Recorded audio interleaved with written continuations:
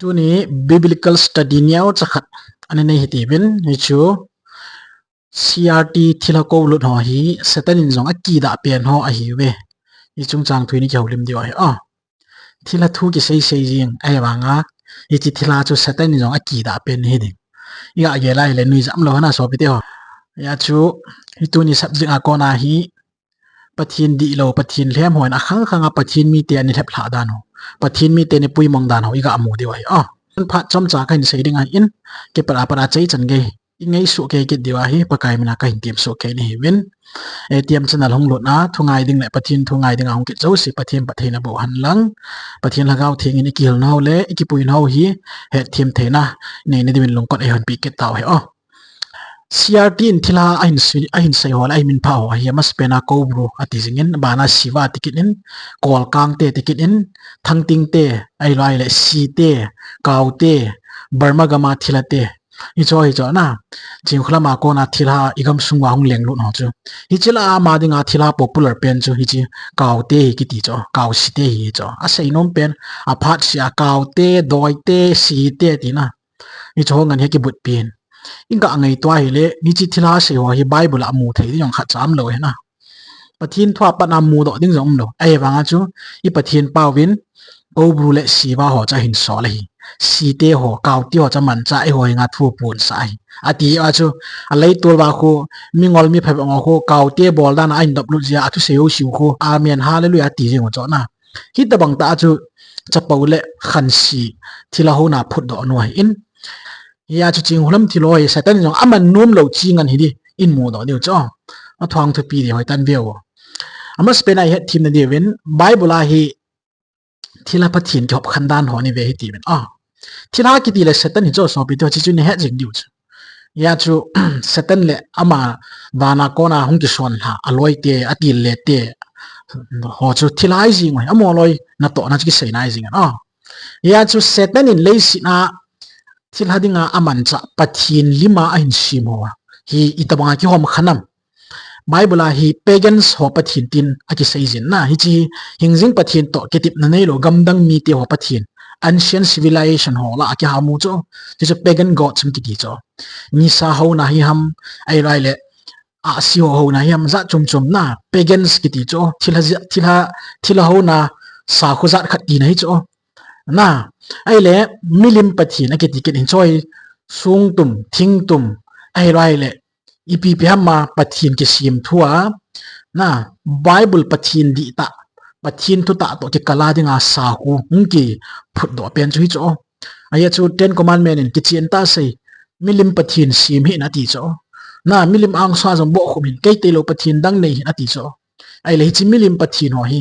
pathin thu ta do na ding le pathin dan thu do na dinga hung ki phut do ni ho cho ti chu setanin thila pathin dinga man cha ki cho abana thilha ki ti mong khat na setan abol ki cho pagan god city ho milim pathin ti thila ki to a chum chumi lo cho bona ta khat cho yong le setan ki tin cho yo sha hi mihim te su ngola za chum cha ai het sau cho na a thila jong ma hi milim jong ma hi pagans ki to jong ma hi cho setan hi su ke cho ewa choi chi chum na na mihim te het khan sa cho ni chi thila ki ti pathin da na pathin chan tho ta banga zia na mi pui mong ji cho vet sana 1 Corinthians bung som chang som ni ko sim leu chen chinang nam dang ten pathina dinga ke thoi na ho chu thila pathina dinga ke thoi na o zo hi ati cho hi cho ta bang tai ma chu thila hi pathin lima ji min pathin da na ho kha ji ai wanga chu thila ni ki ho do ji na hi tia ju satan hin wanui le si pom pi chalai na dinga chi thila hi aman cha ki ne abana hagao gal iti ki cho EPS spiritual hagao gal ki ti muthim le khuwa kom theilo belial le krista kom theilo thuta le thuzo chu thilai cho na ni chobanga chu hagao gal ki ti chu mi cho hi chi ya chu abon chai satan hi cho ya chu Israel pathin khat se di ta hauna sa khu to ke tu lo ho chu ki chen ta hagao gal in tio chu hong hi cho na yan chu hi cho hi chi pathin satan ni chi pathin lhem ai lol thina pathin da na aman cha hi Old Testament and New Testament pom pya hi 150 times wal ki mo ya chu chung chang thu hi neu khat i khul bia in vet thu zap diwa ka ga dei in pagan god milim pathin thila pathin thagau gal itio abona achum chum ro Satan ki chip nangan hin na vet sana Satan chus Bible in thila pu heti so ichin ta aya chu thila chu zo sei pu tol that pu chu heti so na zon bungge chang som li li hoi sima aban tale Ezekiel bung som ni le ge na pat na pathin in mel hoi ta in sima ama chama thila hong ki sudan ho ki chin ta in sei su keu cho ya chu hi chi thila pu chu lei si na hi pathin in asim lo si su si ding atup chu yin cho pathin in a khut ta malim le mela a hin sim mi him te pui mang na dingai Satan jan abol thei chana bola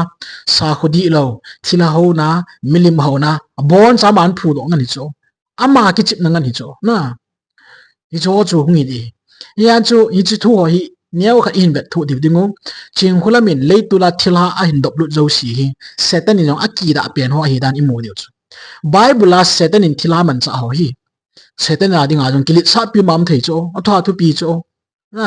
ai wan ching khulam thilo hi Satan in yong aman cha nom lo pen ngan na hi a hi in mu do dio cha ama spena thila pathina dinga Satan adinga kilit sa pi um pen cho Baal kenai mi ti ho pathin chung nung pen chui cho na le hi chi Baal hi ivet na hi le iti ke ho ham a ke ho dan hi ipi ja min ho ham ti ai le gutui amu na di wi cho chuting ta le chi phat na naw bu phat na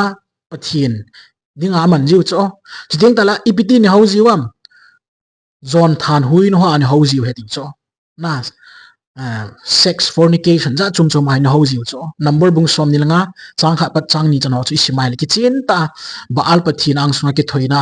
zon than hui na ki thoina nei da no ki mu su ke na ban ta le ahab leng pa Bible adinga Baal ho na dinga ni lam kai leng thu pi pen chu ahab le Jezebel ni cho na ama te ni chum Baal thim gau jali le som nga nei na lai cho first king bung gi som le ge chang som le ko chu simai le hi chi Satan in thila pathina dinga ani man chala dinga a lol hin pen le achung nung pen kha ne pang jing he Baal hin chong le Israel pathin mi de ani lam vei ti ngale Baal hi ngai ke hi lu chat chan hi ju cho na hi tabang ta Satan in kilit sa pi thei ta ne man chong le ano to le thil bol do hojong adanga ni ki dang thei gutui pi na naw sen hoi ta ta ni pi thei ai rai le ipi ha ama su lung lai ne thei chan ya ata sa ho pi do lai chan wa ai kho pi do lai chan wa chu phat thei ne yong ani bu na tam ta ki mu su ke na thwa thu pi thei cho ama bo wan pathinin thuan tan ting ta le hi chi Baal ho sang kai ka chung zo en ti tang tal abol thei nu si anda an la do pi cho na ipi chong la Satan in aman sa lai sia chu Baal chu Satan ani kilit sa ta pathin ni cho chilaya ching khulam kaute si te ti mai mi ho tabang hinai sai lo alei tu long khel but ho lo tabang hilo cho Baal chu lei tul khel but lo mala asla middle is gampum pi bon cha cha lei but ni cho na hi chan ya chu pathin mi te ni pui mang kit na lai Jehovah pathin long amin yin long hai mil lu kho ma hi ami te ani thap thla na ni man cho Baal hi Satan hi chan ya chu Satan in hi chu hai man cha hin ching hulam thil ho to te ka thei chi mo mong lo ai le hi tabang thil ha Baal ho na ji a ko na thil gim nei ta ni su chu phem te le kalmal mur sanga Eliza to Baal thim gaw zili le swam nga ni ki dawa Eliza in zali le swam nga Baal thim gaw cha ni tha chai ke cha na chuting ta le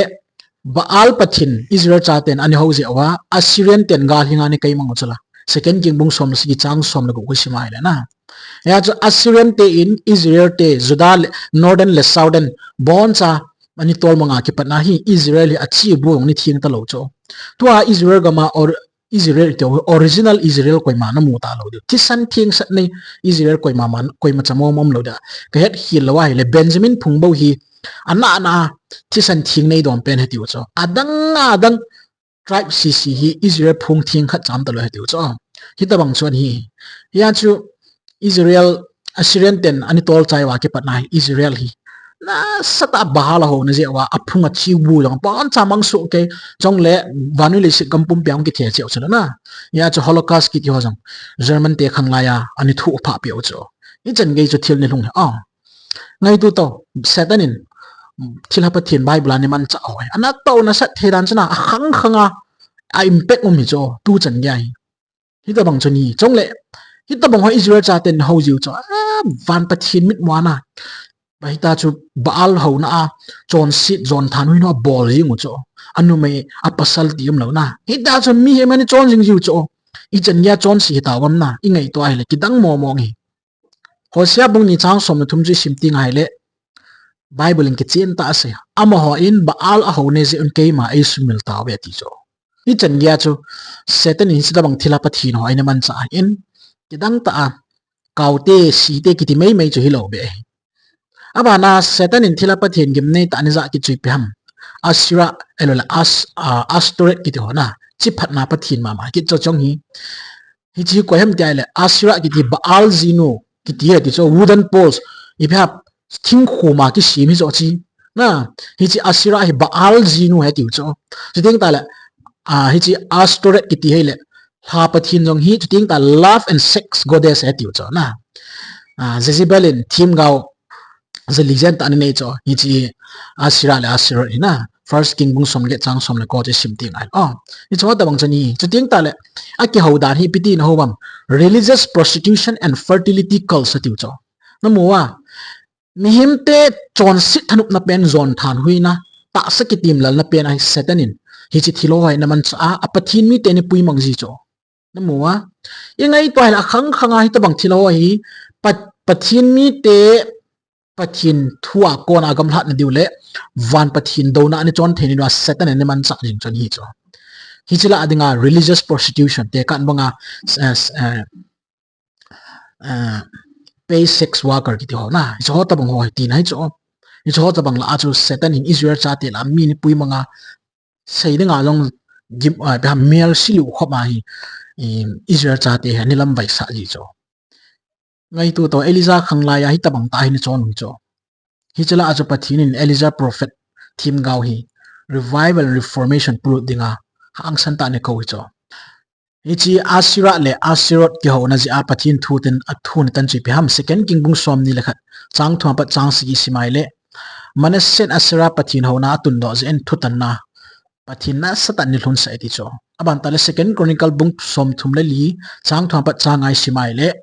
manase chon sit na pen Josia leng pa khanga chu Josia in upon sign hi chu doi khum lo si cho sumang eti cho na hi da chu pathin a khanga hi chon sit na mi te ni pui mong ho thila ho na dinga mi ni pui mong ho sumul phauding le pui jang ding le sumang dingai pathin a mi man cha khat le ni ni tun do jing pe ki cho na ya ja Satan hin pathin mi te pui mong na ding le pathin mi te thila ho dinga a khang kha ni tol mong jing cho ichi thilala achun baal isai tawin abana Asirot le astoret hoi sei tawin cho hi Satanin thilha aman cha linga kilit sa pi pen ho chan hi jing Bible a thila hol tong Satanin hi cho ani man cha jing cho man ta le hi chi Molek sing ki cho Satan na dinga kilit sa pi pen pathin khat hi ni thila pathin khat hi ni chi now sena ki thoina thila ho ki ti cho chi ti cho abomination he ti cho Bible in thet ta ki ti cho he ti cho second king bung som le gup chang thum ho ban dal second king bung ni chang so chang gup mai si mai le chalaya leng a hats le manase in acha te hon atu do lana Molek pathina nga ki thoina lana mo de cho hi jo ya ni ki thoi ji mi tia hi le Jerusalem Israel ga mai hinnom phai sam gehna ki tium cho na hi chimun a hi ani ki thoi ji he so hi chimun hi to a hi nen pe na ki mangta cho hi chi gehna mun hi Jesu Christian ani na sei ji te ko ma jong alung la thimo amei la mit mo ti theory khon hi le ya cha tu lai mi tam tan mei di la khon lungum ta ipi ta dinga sei ji in hi chi khoi pon mei di lai lung mu lu mai po in chong le lung thit thimo a pe ha ki chai thei ra ding ti na lama Jesu ni lai po in gehna mun ai asu na jana mei ki hala masang la ya Molek so ina asu na jana mit mi hi mani ki thoi ji bong ba chu ta hi mun chu nen ho asu na jana mei mit lo ki go ji chibanga chu mei in nen ho ka wa ma mei kon lo ka le nen ho chu thanen ni a hi cho ta banga chu mi chon so hi ta ma chu ki sumang ke de ta total destruction that san ninga Jesu gehna muna ko alung la thimo mei la mit mo ta mei dil chung chang thoni hele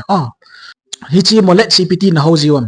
ki thoina ni ho sei tawin ting tal it hoilai ita banga ki thoyom tele to phet mei hlum ki tium cha na hi chu salia ki ti kong ja hi cha chuni ki thoi ji we chu ting tal hi cho bol ting ta leo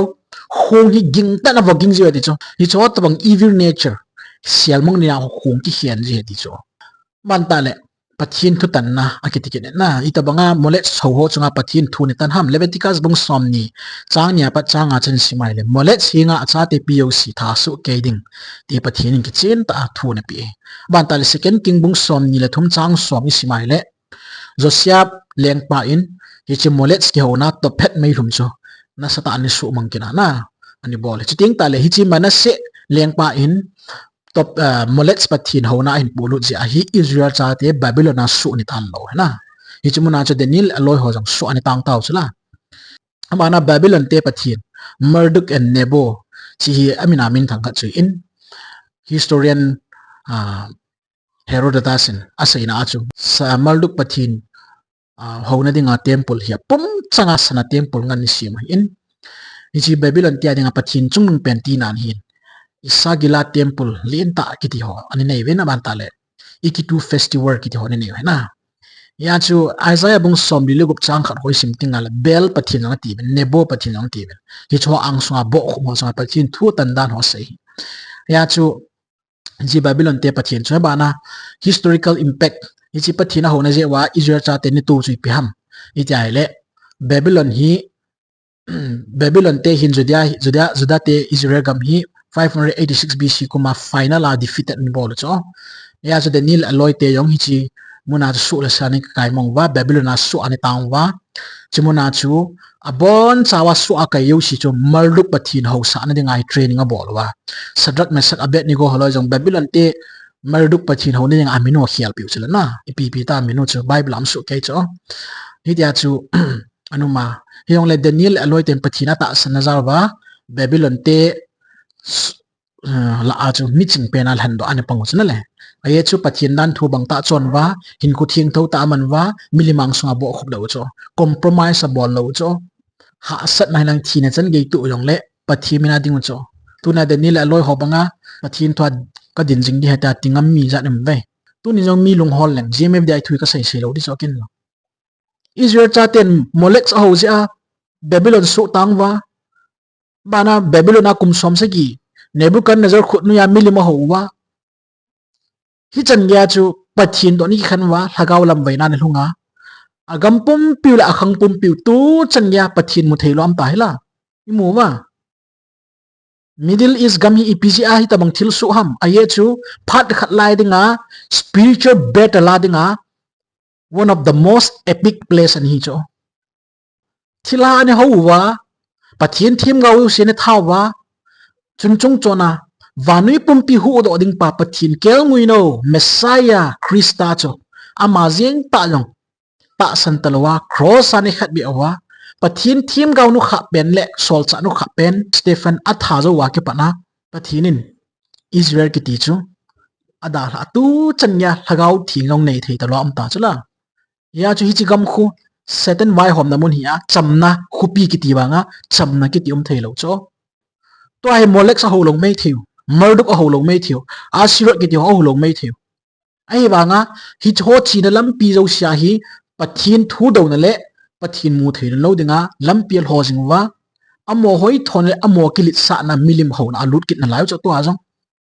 chi a chu hagaw thing wil mi thei lo cho hi chi mi te khu pathin mi he ti jing na lai wa ikil kit jing choi ho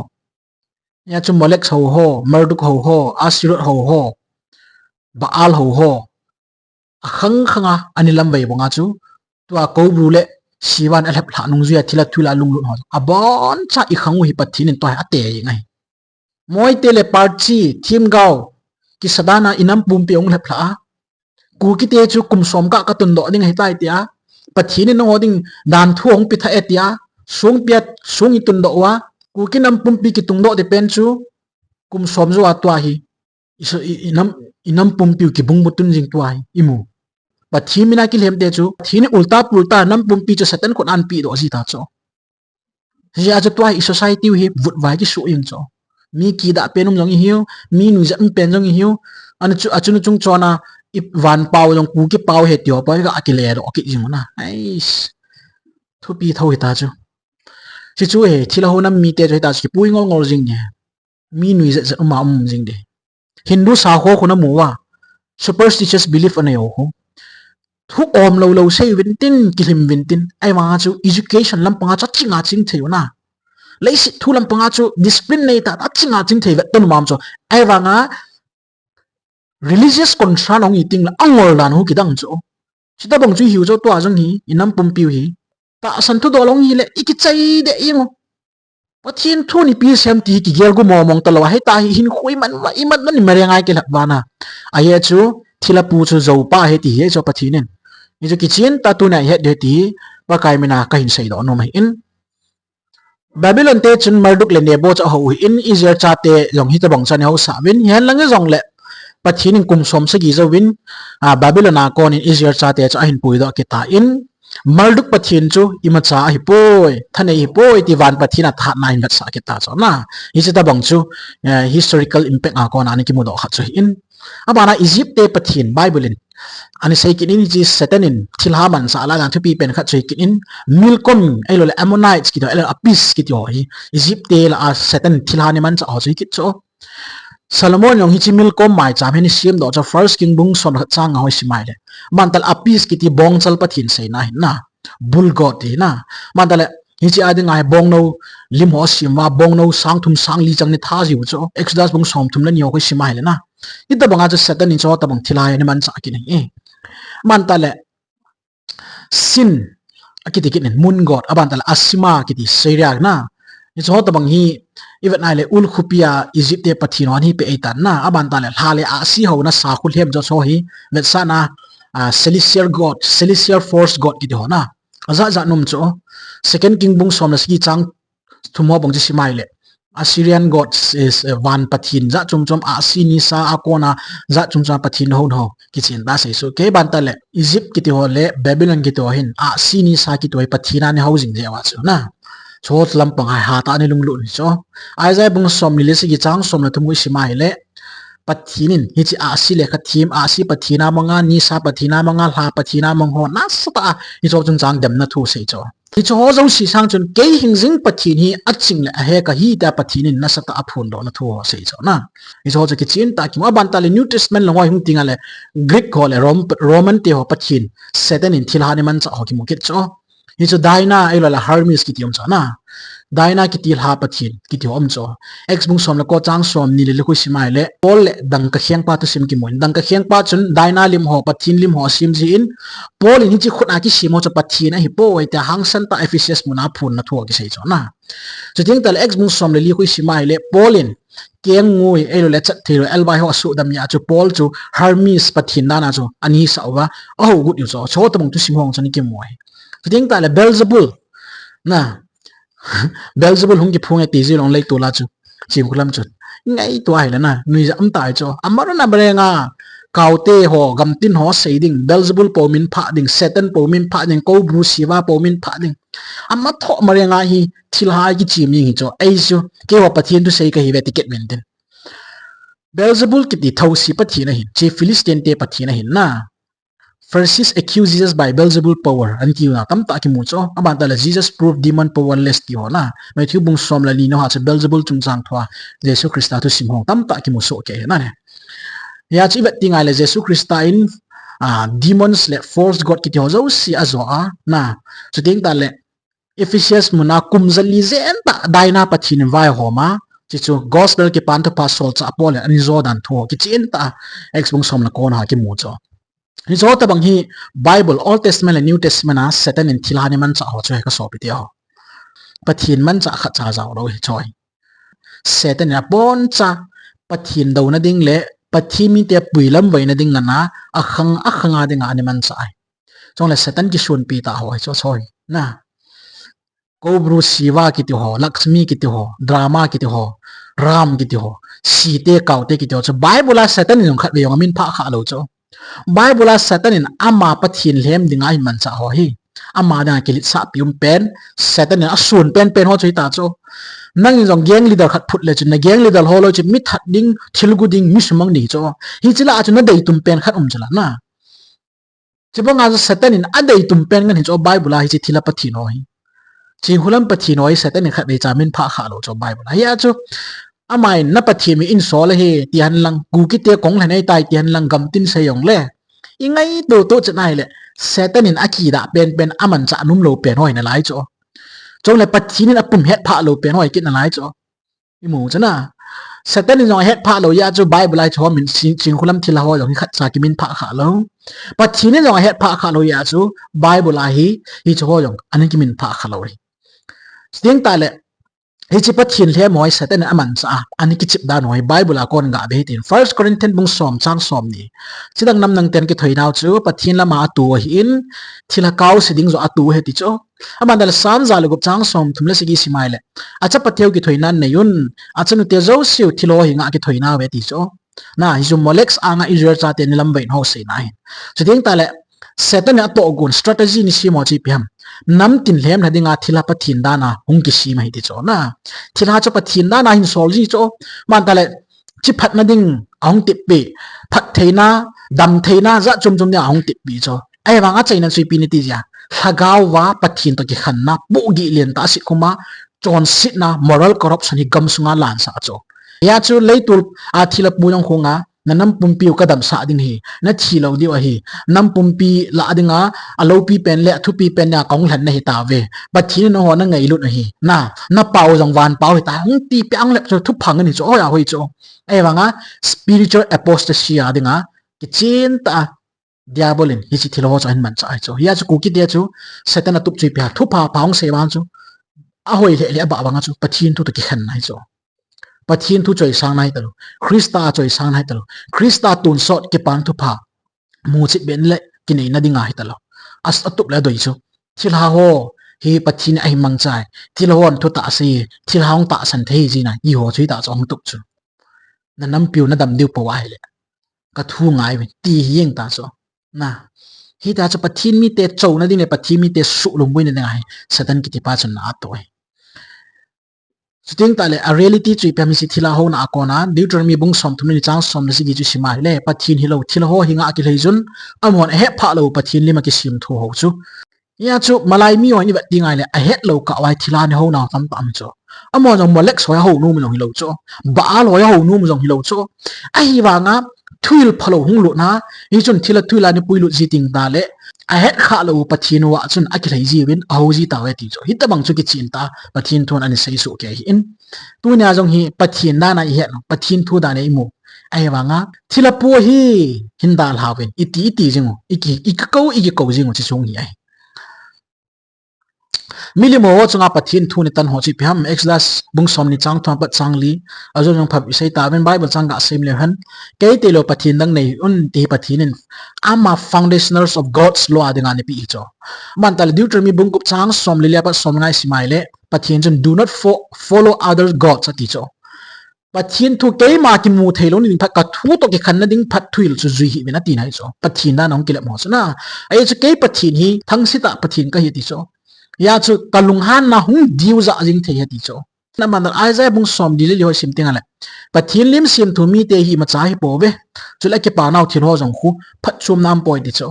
pathin lim sim thu milim khel kha ge sip wa wo Satan ga ti khel khelo hi lo cho Satan mi ki ti sa lo cho thui la mi pui cho zo thua mi pui cho zo ki ti pa ki ti het thiem tang wo zo ki ti het thiem ngai chu mi phalo kha chung zo sei ting le a phada na ki mu cho chita bang chui chu me Satan na to hi Satan pathi na ki ti the poi ke alpha le omega ki ti the poi Satan mi ngai lu the bem Satan mi thu pha phang sei thi ni sam ki ti a ki ti lem ngol wa bilu he de than cho hi ta bang ta ki lem ngol hoi chu cho hi in ya chu thu pha phang se ya ki le ba jong le amo chi pi se ya a ki pa naw cha phachum poi di cho pathin thon na apachum lo hi chu ding ta le hi ta banga milim ho na le thila ho na milim ho ki te thila ho na ti he lang Satan ho na ki te le milim ho na ti he ti mil thila ho na ki te le Satan ho na hi tong he su ke dio bo na khat ngani abul lang ka sai ta in hi ta bang thila min hoi aza chum cha Satan in ama strategy ding ama na in a bo na Satan sei na ngai tin he dio he chu bul nyong ka saitan chung le hi ta bang thila ho na sa khia pang ho chi zum su de he ti chu hi ta bang thila ho na lunglu na chi hoi ki zum su de he ti aman ta Leviticus bung som ni chang ya pat changai sima hi le acha te molek chona dinga tu do pen chu thina chu sa ding agam sungmi ten sunga seli di hadi chuna kan se ying chula Bible thila ho hi sunga ni sabli ji ka ti chuna tu na yong thila pu nga ku kinam piong lep tha isa khu hol ita san hol in sung hol mi malhin ku tam ta lep chat be pathin thu tan lung zui ta chu hi tabang thilo na him pulut ki tioi su mang ninga lom he hi chi chol I dei lo je wa chu pathin thu ikil ba thilo na akonin chi do hi ti ve da lai ti ve iki tiwa iki ko now chi chung hi jing first on bung nga chang som ni la khat vo kami te ho milim ho na la akonin ki hong pha bin na ati so ke chen ta new testament ke chen ta se ya chu Israel in thila pathin aneu naw phat sung hi ipp phat sung ham chi Ezra khang sung azong ani in judges thutan vai hom Ezra khang sung a chu Israel cha ten khang khat khang ni wal pathin ho na an da tha wa milim thila an ho Israel cha ten pa kai mi mun thil si jinga bol taw ve pa kai pathiro simil vin baal ki tipole asirot ho paw ni ho ta ve ti so na bantale ahab le Jezebel gang hi pick idolatry heti cho chi full blown of Baal worship khang ni cho chi imu chana ya chu 450 Baal prophet jong ni nei cho Elijah le Baal pathin ho na ni cho hi tabang ho cho na hi chi khang chon hi in aban ta le Manasse khang hi azon kan se ta Manasse khang tu sim Molek ho na khang Baal ho na khang ki to cha pum changa Manasse na ani phu do ngan ani hi in aban ta le ahab le Jezebel jong ni in hicho ya chu Babylon a su la sal ni tan ho yang ki chen ta ki mu su ke na second chronicle bung som thum la thumo chu sim ti ngai le man ta le Babylon na su la sala kai mong ni wa Assyria ga ma su la sala kai mong an hi zawa ki pat a chu pathin ni tabang idolatry ki ti ho thil ho na ki to hi Israel gam sunga permanently ani su bai heti cho hi chu zo ki pat na chu Israel gam hi Messiah hung the gal dot na dinga Daniel thim gau ani man a 70 weeks prophecy ni pi cho na ni si choi piam tiale a chon si no lo siu a ke hei melwa am ki si wa lung ai nei wa amo hu do dinga hong pa Messiah Calvary cross am tiding pa chu a hin ta san the wai le Israel hin ta bonga thila no na milima no na setan nung ni zuina thagaw an lam na zo si pathinin a hei mela a hu hing de ti ki chen ta ami te chunga ke tip na ne phun do hin hi zong le hi chi chan ge yong chun kum zali le som ko jan pha pi zo nungin Israel chaten Messiah am ki san ta lo pathin jong mu chum na nei talwa tua hi Israel gam hi thagawa spiritual wilderness amdane heya chu pathinin ami te ding ati pi gam Jerusalem ki ti pen hi le Jerusalem e pon thu phunin se van Jerusalem chai ta nei leya kanan gam a hi ta po in van kanan gam itiu chai ta nei leya Israel mi te chu pathin kanam hlan ti ta po in ai na spiritual Israel chu pathin kanam hlan a hin ti na hi chi thusima ko na hung ki pan jingai ta nei Galatian bung thum chang som ni lo ko yong le ab Christam zo si chu Abraham son le pa a hi ti so Christa pan ai na khangbul na sim tha pan lo ai le Israel mi chu na hi thai lo di aya chu Israel lo koi ma chawan gam ki lo thai lo de ti ki chin tan Bible sai cho ya chu Hebrew bung get na lang sai ke man kami Israel to kitip man tha ka sim ne ti so ka dan thuang alung thima ka zi lo pi ding ke ma mo pa thing ke ding mo kami te de ti so na hi chun spiritual Israel hi now cho pathinin spiritual Israel a grafted a bol hi cho ya chu van Jerusalem ko akot jong kot som la new foundation som la ni ki si in hi cha kot a chun Israel phung som la ni men ki ji so ke a foundation ang sol cha min som la ni ki ji di cho hi chun pi vet sam chitin nam tim pau tin zo si hi pathin hu in na ko on pi dan ki chin ta ain phun do cho Christa zaw lawin Israel ka hi ki ti ta yong la chun a thona hi in tuna Israel di ta hi theina I phungbul pi chu Christa boin Christa be zo si chu pathin in Abraham son na pa a hin ti ho chu I bo Jacob pathin Isaac pathin Abraham pathin mi te hin ti ho chu mi pan diwe Yesu jilai thilao a ho na wa kona Israel cha te chunga impact dim nei ta alhun ja chu nang le ke chunga pathinin hi chi phat theina alhun sa thein da pa kot kyon nan pa chu ka sei pi nei in ki chin ta he thim wa tunia hi ku ki mei ja pathinin thila khat in sola yung than naw ki ti hi pathin thu gospel ki pan thu pa kona wa mang na ding Bible thu hei mang na ding thila thwa lung lut na ding a hi a chu ki chin ta hi chi thu he thim poma ilung thimu ikan thawa pathin to ai ki bul phu deu dei sa na zalai ki tip naw Bible to sigo chi mu so ke in hi chi ki pan thu pa chu bon chawa nang la ke din da na igi bul phu la thila ki hil na zo si thila thu ki hil na zo si a kona igi ven bit ni pa kai mai ki tip naw tu khanga dinga idolism modern idol ki ti chi piam thila thu hil ta san ko bule siwa ngana pathim in sole ki ta san na aban ta la paisa aban ta min than na idol pe ha care ho elo relationship entertainment ja chum sports game music pathin khela lungthim in ludim sa ho na hi cho ta bang ho hi ewa den idol sung hi thei hi tiong lesson khat draw do ai ti bin ya chu cho ta bang ai thop mi lum lut ka wa hi thagau ki tiyo sia hong ki sayo si ipatip jung ngai ipi ai patip diu ham pathin thuai patip ngai lei tura ga chia ga patip dingai poi pathin pha patip ding man ta le force promise ki ti ho na ku ki te chu pathin ka hung nam thana hi tai ati ho na na hing chang wa gam van gam kai ni ta ve na pau chu van gam pau da recognize ki bole tai ki to false promise ki ti cho ta bang hi pathin thu to ki kalai pathin thu ki ti mo ma sim no ne pa bon cha thila thu ngani ti het ngai e second Corinthian bung li chang li smile hi cho sunga chui chi van nui pathin ta san lo ho lungmet su cha hi hi chi pathin lima Krista lo pina ki pan to pa chan amot asal wa lo na dinga hi ati cho ya cho van nui thila thuila cha seten mi him te lungmin asu cha na mi tam ta he pathin to ki khan sa ninga na ai pui wa ki pan thu pha hu na thu pha to ai ki khan sa wa hu na thu ging mo mo lo pathin thu pha ging mo mo lo ai wa cho pathin thu sei da na ki gyal je ta bangai seten mi apui cha be chu deception ki ti zo siding dal Colosia bung ni chang som ngana so pi put na le thu nei ne si je sun le hi chang si chu thing pela azwa amo chang si chu ki lang ta bat sai thila thu nei na hi ta bang ta seten thil bol thein oi Kristana zoi tai ipi ja nang tu nya Krista that na le thil bol theina ta san lo wa thila a chu ki lap wa thila e ki zo sa na lai do na chu pathin nom lo hi ka so piti ho pathin anga yun ki le su ke da pa kai na ki tip now in pathin phai din da di ka sai do no mai ki pa thu kan sayin stay strong in faith and deception remember Jesus Christ defeated all demonic power through his resurrection. God's truth is superior to all false religion. We are called to test all things against scripture. Worship only Jesus Christ. So piti ho Satan is on het pha lo akida ben pathin on het pha lo thila khat thep pha a yum diu ham tunin Kristan hi cho thanei neu si zo tai Krista tha thil bol thina ki phut dari ti bin pakai na thu bang ka te na thu hi ke adinga dam na he na thu hi ke adinga ta sang ki bul phuna in ka chunga thilan tha nei lo na ding mun chu nang ma thwa kom na le nang ma sei ka ngai na chu hi nang ma thu gel kho lo wa thila in atu sei pa zo ka gel kho chu ke yo thila ki lem la ka hi ti tu na pathina nga ki surrender wa ki bul phu de ti ka tip na no mai ibon chan pathim pathe bu pi taw he